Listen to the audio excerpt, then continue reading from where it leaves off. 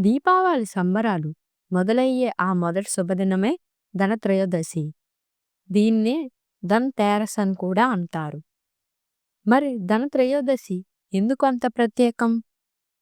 పురాణాల ప్రకారం పాలసముద్రాన్ని చిలికినప్పుడు ఒక చేతిలో అమృత కలశంతో సాక్షాత్తు శ్రీ మహావిష్ణువు అంశ అయిన ధన్వంతరి స్వామి ఆవిర్భవించారు.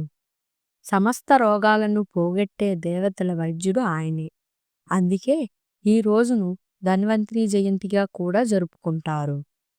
అంతేకాదు అదే క్షీరసాగర మదనంలో సంపదకు ఆదిదేవత అయిన శ్రీ మహాలక్ష్మి కూడా ఈ త్రయోదశి నాడే ఉద్భవించింది.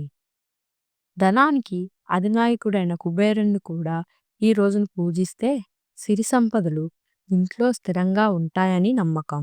ఈ రోజున తప్పకుండా బంగారం, వెండి లేదా కనీసం ఒక కొత్త పాత్ర కొనడం వలన సంవత్సరం అంతా సంపదలు వృద్ధి చెందుతుందని ఒక నమ్మకం.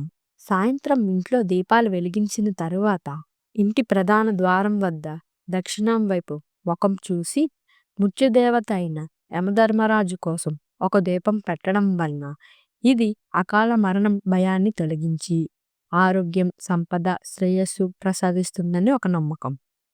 దీనిని యమదీపం అని కూడా అంటారు. మరి ఈ సంవత్సరంలో ధనత్రయోదశి అక్టోబర్ 18 శనివారం నాడు వచ్చింది. ఆ రోజు సాయంత్రం 7:16 నుండి 8:20 గంటల మధ్యలో లక్ష్మీ పూజ చేయడం అత్యంత శ్రేయస్కరం.